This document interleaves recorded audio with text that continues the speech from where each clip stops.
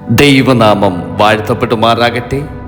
തീരം എന്ന യൂട്യൂബ് ചാനലിലേക്ക് എല്ലാ നല്ലവരായ വിശ്വാസികളെയും സ്വാഗതം ചെയ്യുകയാണ്. ഇന്നത്തെ നമ്മുടെ അനുദിന പ്രഭാത തിരുവചനം പുറപ്പാട് പുസ്തകം 18 അധ്യായം 22 മുതൽ 27 വരെയുള്ള തിരുവചനങ്ങളാണ്. മോശയുടെ ജീവിതത്തിൽ നിന്നുള്ള ഒരു അത്യന്തം പ്രായോഗികമായ ഒരു പാഠം. ഒറ്റയ്ക്ക് എല്ലാം ചുമക്കേണ്ടതില്ല. ദൈവം നൽകിയ ബുദ്ധിയോടെ ഉത്തരവാദിത്വങ്ങൾ പങ്കിട്ടുകൊണ്ട് ജീവിതത്തെ മുൻപോട്ട് നയിക്കാം എന്ന വലിയ ഒരു പാഠമാണ് ഈ തിരുവചന ഭാഗത്തിലൂടെ നമുക്ക് ലഭിക്കുന്നത്. തിരുവചന ഭാഗം: അവൻ എല്ലാ സമയവും ജനത്തിന് ന്യായം വിധിക്കട്ടെ. വലിയ കാര്യമൊക്കെയും അവർ നിന്റെ അടുക്കൽ കൊണ്ടുവരട്ടെ.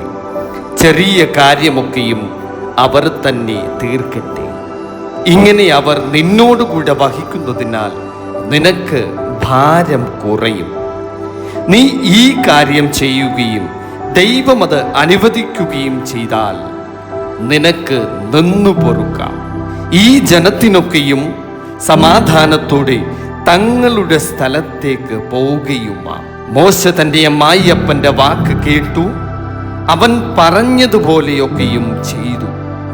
മോശ എല്ലാ ഇസ്രായേലിൽ നിന്നും പ്രാപ്തിയുള്ള പുരുഷന്മാരെ തിരഞ്ഞെടുത്തു. അവരെ 1000 പേർക്ക് അധിപതിമാരായും 100 പേർക്ക് അധിപതിമാരായും 50 പേർക്ക് അധിപതിമാരായും 10 പേർക്ക് അധിപതിമാരായും ജനത്തിന് തലവന്മാരാക്കി. അവർ എല്ലാ സമയത്തും ജനത്തിന് ന്യായം വിധിച്ചു വന്നു. വിഷമമുള്ള കാര്യം അവർ മോശയുടെ അടുക്കൽ കൊണ്ടുവരും. ചെറിയ കാര്യമൊക്കെയും അവർ തന്നെ തീർക്കും. അതിൻ്റെ ശേഷം മോശ തൻ്റെ അമ്മായിയപ്പനെ യാത്രയയച്ചു.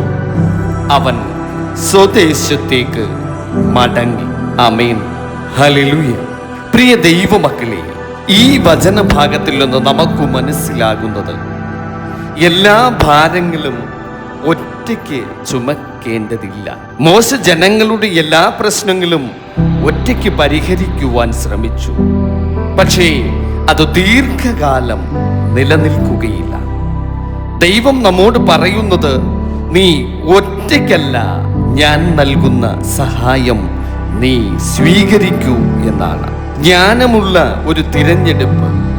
ഇത്രോ പറഞ്ഞു: ദയവുള്ള വിശ്വസ്തന്മാരായ നീതിയുള്ള ആളുകളെ തിരഞ്ഞെടുക്കണമെന്ന്.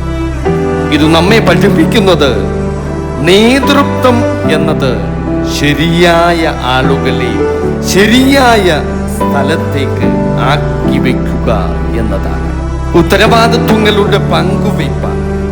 ചെറിയ കാര്യങ്ങൾ മറ്റുള്ളവർ കൈകാര്യം ചെയ്യട്ടെ, വലിയ കാര്യങ്ങൾ നീ നോക്കി മുൻപോട്ട് പോകുക. അങ്ങനെയാണ് ദൈവം ഇവിടെ പറയുന്നത്. ദൈവത്തിൻ്റെ ക്രമം അത് സമാധാനം. ഈ ഉപദേശം അനുസരിച്ചപ്പോൾ ജനങ്ങൾക്കും മോശയ്ക്കും സമാധാനം ലഭിച്ചു. ആമേൻ, ഹല്ലേലൂയ. എല്ലാം ഞാനാണ് ചെയ്യുന്നത് എന്ന നിന്റെ ചിന്ത മാറ്റുക. ദൈവം നൽകിയ ആളുകളെ വിശ്വസിക്കുക. ഉത്തരവാദിത്വങ്ങൾ പങ്കിടുക. അപ്പോൾ ജീവിതത്തിൽ സമാധാനവും ഫലപ്രാപ്തിയും ഉണ്ടാകും. പ്രിയ ദൈവം, നമുക്ക് പ്രാർത്ഥിക്കാം. കരുണാമയനായ ദൈവമേ, ഞങ്ങൾ ഒറ്റയ്ക്ക് എല്ലാം ചുമക്കുവാൻ ശ്രമിക്കുന്ന സമയങ്ങളിൽ തമ്പുരാനെ, നീ ഞങ്ങളെ അവിടുന്ന് പഠിപ്പിക്കണമേ. നീ നൽകിയ ജ്ഞാനത്തോടെ ശരിയായ ആളുകളെ തിരഞ്ഞെടുക്കുവാനും അവരെ തിരിച്ചറിയുവാനും ഉത്തരവാദിത്വങ്ങൾ അവരിലേക്ക് പങ്കിടുവാനും തമ്പുരാനെ അവിടുന്ന് സഹായിക്കണമേ. ഞങ്ങളുടെ ജീവിതത്തിൽ നിന്റെ ക്രമവും സമാധാനവും നിറയട്ടെ. യേശുവിൻ്റെ നാമത്തിൽ ഞങ്ങൾ പ്രാർത്ഥിക്കുന്നു.